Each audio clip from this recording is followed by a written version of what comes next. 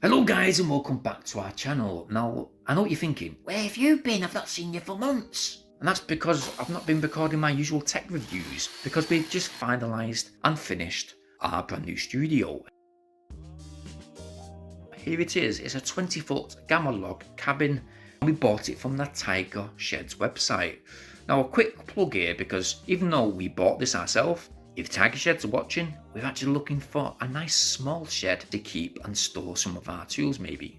If you want to throw one our way, we'd much appreciate it. That's cheeky. It's not cheeky. If you don't ask, you don't get. If you're thinking about buying one of these particular cabins, let me just give you guys a quick tip. Get your foundation built up straight and level. Think about the cost first and what it's going to cost to get your garden built up. For cement, it's going to cost a lot. For tools, it's going to cost a lot. For dismantling anything, it's going to cost a lot. So make sure you make the calculations first before actually ordering any type of cabin. For the best time of year to buy a cabin, it's before summertime or during summertime, in order for you to erect it correctly without the wood getting bowed due to any type of moisture of the rain. Now we bought this during the rainy season and it was at a cheaper price. We did have to store it in our garden for a good amount of weeks and the rain did affect it. So it did cause quite an harassment to us when we tried to use a rubber mallet to get each one of the slots of the wood down and in place. Now these log cabins are fairly straightforward, but I will note that the Tiger Sheds, their instructions, they're not really precise. Well, they try to be, but for example, this is an 8-foot by a 20-foot cabin, and you can get a smaller version. And this is where they mix things up, because they give you the instructions on how to set up the Gamma cabin meant for the small one. So yes, the instructions not really straightforward, but we used our common sense. We managed to get it fully built, and with this particular cabin it comes with 4 windows, 2 opening doors. You will need 2 people to fully erect this cabin correctly, but the most important thing before you actually build on these log cabins is getting the concrete base or whatever base you're building it upon correctly leveled, because if any rain hits from an angle, the last thing you want is any type of rain getting stored underneath the cabin, because it would cause it to rapidly rot. And the most importantly, before you actually get to actually building the cabin up from one layer to the next, think about if you're going to be having insulation. Most people put insulation between the floorboards, so on top of the concrete you are going to have to put a damp proof membrane down, place the base down, and then put insulation in between the floor joists. So we used 25mm insulation. We taped it down using insulation tape. I think each one of the insulation tapes cost £8, and we used 5 rolls just on the floor. So obviously it adds to the cost of things. So again, make sure you got a calculator in hand before thinking about buying one of these log cabins, because it's not a cheap thing to do, especially if you've not got a foundation already. Once the cabin was built up, best thing to do, get it spray painted as soon as possible or hand paint it, seal it with some clear seal, and then go ahead and paint the inside of the cabin to how you would like it to look. Now once we painted the inside of our cabin, we didn't really like the green colour, we did get rid of it and paint it white. Then because we watched many videos, we've got to work out how the wood breathes throughout the year and how the wood stretches in summertime. So unfortunately no, don't secure anything onto the wooden beams. We did make this work surface unit just there, and we actually had to make the frame of the backdrop ourselves in order to give it an aesthetically pleasing look. So nothing secured against the wall here. We've got a full TV unit that's built into this framework. The TV does come out. So for example, I've got my partner who makes the candles, which will be stood here. If I want to go ahead and look to those beautiful orange bar stools just there, got 3 of them, I can come in, keep my girlfriend company, have a chat with her, and at the same time keep my glances at the TV should I wish. Now we've got some floating shelves on the wall, 2 in grey, 2 in white. I did find these stored within the attic, so this was a plus point.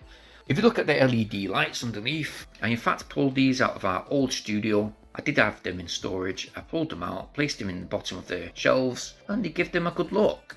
The wavy panels on the wall, by the way, these are simply panels bought off AliExpress. And I will leave all of the listed items listed in the video description down below in case you want to check any of the items that I list out for yourself. So yeah, the TV is in its own unit. I've managed to use excess wood that was left over from the Tiger Sheds build. This was old skirting board. I varnished it, placed them in vertical lines. That gives it a real aesthetically pleasing look. The table surface just there, this L-shaped massive surface, which is solid by the way. Each one of these pieces of wood cost around about, was it £3.60? Yeah, £3.60 from B&Q, which is a home store in the UK. It's a DIY store really. I secured this to some chipboard underneath. Still needs doors throwing on the units. I did seal the other side though. I used whitewash board I did give it a marble look with some sticky pads that I bought from, I think it was Temu I bought these from. So we've got electrics within this whole build. It cost around about £820 to get fitted. And if we look at the electrics, we've got two main lights to the left and right of the cabin. We've got a central pendant light. The pendant light was a bargain. It comes with these LED individual lights circled around this main white spotlight inside. Now the plug sockets, we've got a dual plug socket to the left hand side of the cabin. We've got another to the right hand side. We've got another unit just here, and we've got one that's hidden behind the framework of that L-shaped work unit. Now because it's hidden and I didn't really want to see a white consumer unit just there, I thought, you know what, let me just buy two extension leads. So we bought two of the best. These are real good looking units. We bought them from Amazon, I think. They come with USB ports, a Type-C port, and 3 of your main plug sockets. If you go around the other side of the breakfast bar, well, I'll call it a breakfast bar, it's a work bar, but we've put LED light strip. This will go to rhythm of music. You can set it to different colour tones. We've also got optics for drinks, a glass holder underneath. Again, this was bought for around about £2 off the Gmail website. And in the right side of this particular room, as you can see, we've got a sofa unit. This is a sofa bed, so when my son comes over, he can come in here and stay in here and play some of his favourite games using the projector just here. And yeah, it looks pretty impressive, yeah? Yeah, we probably will need a projector screen, but we might buy a motorised one quite soon, actually. So yeah, a cheap projector, which we have actually reviewed on our channel before. We've got some various pictures on the wall just behind the sofa. Again, the sofa bed just folds right flat. It does come up in 3 different levels. So we can proper chill in here. We can do some writing on this sofa. And in fact, I might do another channel with my partner in the near future. I never know. And we might just film just here sitting on the sofa. So this is the main unit I'm going to be doing most of my reviews from. The backdrop is some, again, wavy panels. These ones though are not in gloss white, these are in matte white. I had to sand them down once they were glued into place using hard as nails glue. They are quite solid, by the way, so no amount of damp in the room will make them drop off. I have put an LED light strip underneath. If I'm right, this is a neon light strip. It's not like some of those other cheap light strips. They don't tend to last that long. And this one also goes with the rhythm of the music too. But obviously this main cabin is going to be used as a studio anyway, not much for partying. It's a 5-in-1 unit really. There's a candle making surface over there for my partner to work upon. I can even use that surface to review bigger items throughout the year should I wish. We've got a breakfast bar if you want to just come here and chill, go on your phone. If I want to edit there, I can. I've got the nice extension lead and the USB sockets just there to use to charge my phone, plug in my laptop and work from that area. Again, if my son's coming over to stay and he wants to sleep on the couch, fold it down. I've got a bedding storage area just here in this nice velvet, nice feeling storage box, I would say. All these windows, by the way, the 4 windows that do open, I've put some blinds on. I think each one of these blinds cost around about 7 or 8 quid. And still need to get 2 for the doors because there's not many UK stores that seem to have the particular width of the door and the length of the door that I need. So I need to really look into either getting some blinds there or just tint out the windows. I'm not too sure yet. So looking again at my corner unit, which I'm going to be recording on, this L-shaped unit is placed upon of a desk. I got this desk for around about 30 quid. It's from our ex-catalogue shop, and I wrapped the drawer and the cupboard door, put a new handle on it just to match the work surface area, so it looks a bit like a marbly colour. You know what I mean? I've done what I did with the breakfast bar unit.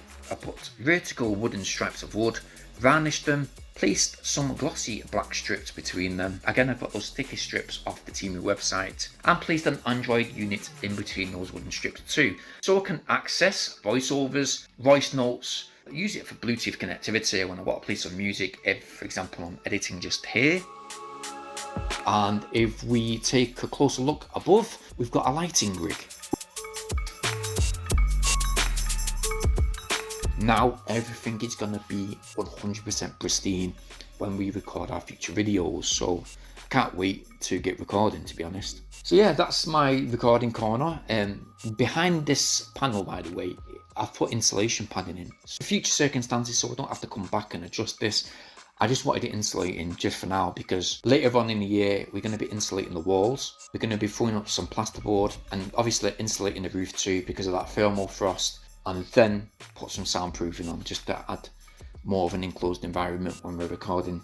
But for now, this is a bigger recording studio. It's like everything we need. I can't wait to get started now. And yeah, it's a better corner than sitting in my girlfriend's makeup room, for sure. But what do you guys think? Are you considering anything like this for yourself? Are you thinking about making, you know, a party room, a recording room, podcasting room, or anything? Just somewhere you want to go and chill? Tell me what you guys think. And if you've actually got one of these, comment in the comment section down below. Cheers. In the meantime, please take a look at the main page of our channel. We will see what we're all about, and hopefully you guys stay tuned for our future videos. And we do welcome all new subscribers.